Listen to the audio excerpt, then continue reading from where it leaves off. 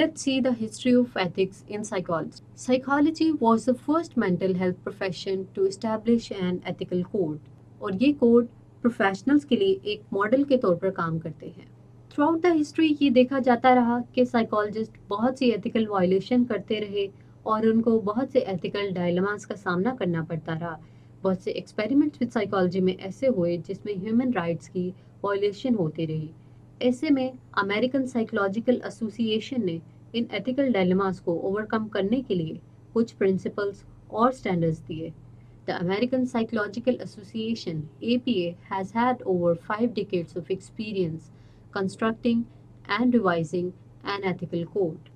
So, scientific और professional ethical codes बनाने के लिए APA ने सबसे पहली कमेटी 1938 में इस्टेब्लिश की और 1947 में कमेटी ने रिकमेंड किया कि साइकोलॉजी को अपने एथिकल कोड्स बनाने चाहिए, जिसके लिए सबसे पहली फॉर्मल कमेटी जो थी 1947 में बनाई गई। The first committee on the ethical standards for psychologist was created in 1947 and it was chaired by Edward tall man. अब कमेटी ये चाहती थी कि ऐसे स्टैंडर्ड्स बनाए जाएं जो कि साइंटिफिक हों और एम्पिरिकल नेचर के हों।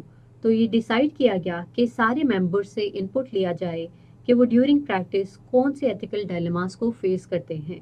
And the process chosen for this purpose was critical incident method. Critical incident method वो टेक्निक थी जिसमें APA के मेंबर्स ने फर्स्ट हैंड केसेस रिपोर्ट किए जिनमें उन्होंने एथिकल डायलेमास फेस किए थे और एथिकल इश्यूज इन्वॉल्व थे।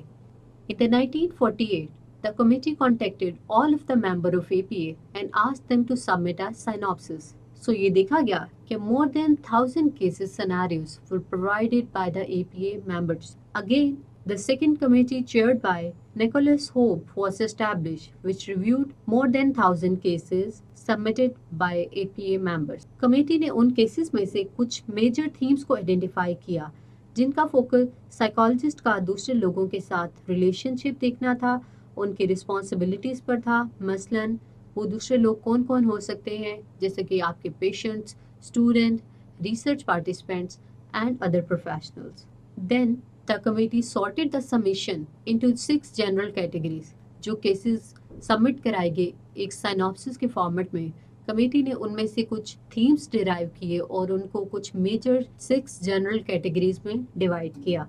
Number 1 is public responsibility, number 2 is client relationship, number 3 is teaching, number 4 is research, number 5 is writing and publishing, and number 6 is professional relationship.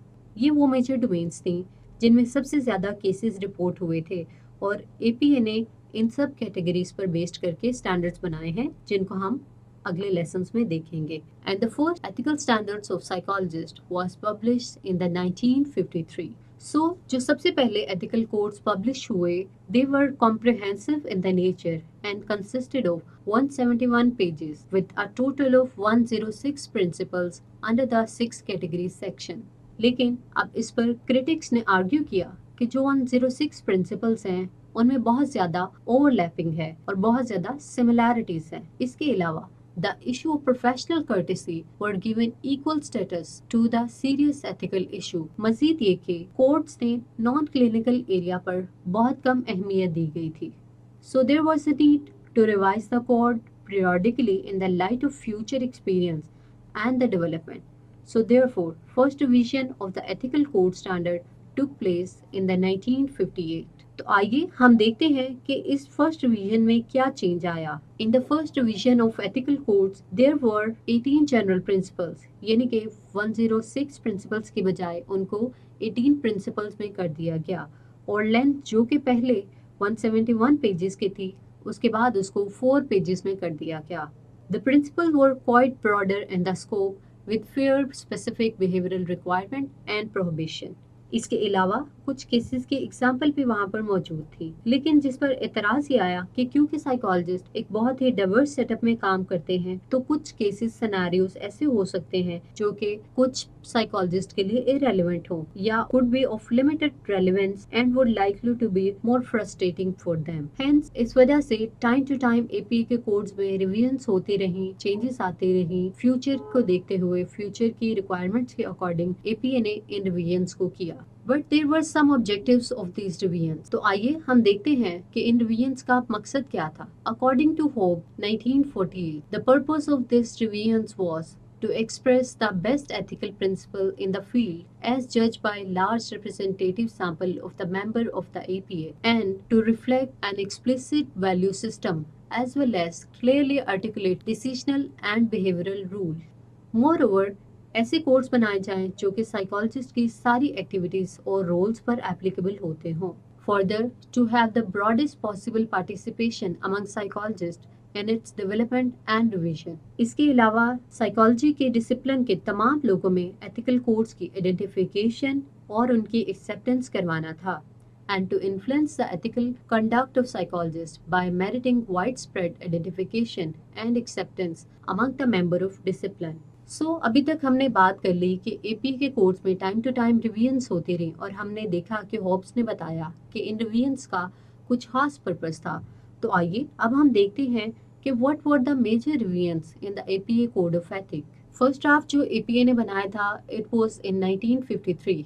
ये first version था and there was no reference to legal standard. इसके बाद 1958 में इसकी revision की गई और draft 1959 में पब्लिश हुआ जिसमें प्रिंसिपल 3 जो कि मॉरल एंड लीगल स्टैंडर्ड था इसमें चेंज लाया गया। नेक्स्ट रिवीजन 1963 में आई जिसमें लैंग्वेज में कोई चेंज नहीं था। उसके बाद एक और रिवीजन आई 1968 में। Again in this revision there was no change in the language. Then again in March 1977 another draft was there जिसमें principle 3 moral and legal standards में change आया। And then 1979 में there was no change in the language. Again जो एक draft आया 1981 में इसमें फिर से principle 3 moral and legal standard में चेंज आया क्योंकि साइकोलॉजिस्ट की जो मॉरल रिस्पॉन्सिबिलिटीज थी वो लॉ की रिक्वायरमेंट के साथ बहुत ज़्यादा क्लैश कर रही थी।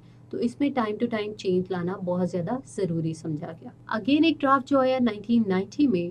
ये basically ethical principle for psychologist amendment थी June 2 1989। There was no change in the language. In the next draft that was published in 1992, there was a change to the introduction to the 1992 ethical codes and a change in the paragraph 5 aspirational की term उसमें थी change to the ethical standard 1.02 जो कि related था relationship of ethics and law enforceable। Again जो American Psychological Association का draft आया Ethical Principles of Psychologists and Code of Conduct के नाम से 2002 में आया और इसकी amendment February 20, 2010 में की गई। इसमें basically there was a change to the introduction and applicability। Paragraph 7 में चेंज था, एस्पिरेशनल की टर्म थी, change to 1.02 code, conflict between ethics, law and regulation or other governing legal authority enforceable। Again जो 2002 वाले कोड थे उनकी 2010 में amendment की गई। Then the code of 2002 were amended in the 2010। Again जो एक बहुत ही रीसेंट विजन आई अमेरिकन साइकोलॉजिकल एसोसिएशन के एथिकल स्टैंडर्ड्स की वो 2016 में आई which was related to the revision of ethical standard 3.04 of the ethical principle of psychologist and code of conduct 2002 as amended in the 2010। अभी तक हमने एथिकल कोड्स जो बनाए गए एथिकल स्टैंडर्ड्स एपीए ने बनाए उनकी कुछ रिवीजन्स पर बात की थी। तो आइए अब हम देखते हैं कि जो एपीए ने एथिकल कोड्स बनाए उनके ऑब्जेक्टिव्स क्या थे। Let's discuss the objective of APA ethical codes. Number 1 is to establish the integrity of a profession, यानी कि one purpose of an ethical code is to help to establish and maintain the viability and integrity of a profession था और उनकी मदद करना था कि वो अपनी जिम्मेदारियों को समझ सकें। A second purpose of an ethical code is its professional socialization, यानी कि प्रोफेशनल्स को गाइड करना कि उनसे क्या एक्सपेक्ट किया जा रहा है और उनको अनएथिकल बिहेवियर में इन्वॉल्व होने से रोकना। इसके अलावा फैकल्टी और सुपरवाइजर्स को भी गाइड किया जाए। Number 3 objective was related to the public trust. किसी भी प्रोफेशन को फ्लॉरिश करने के लिए पब्लिक का प्रोफेशनल पर ट्रस्ट होना बहुत ज़रूरी होता है।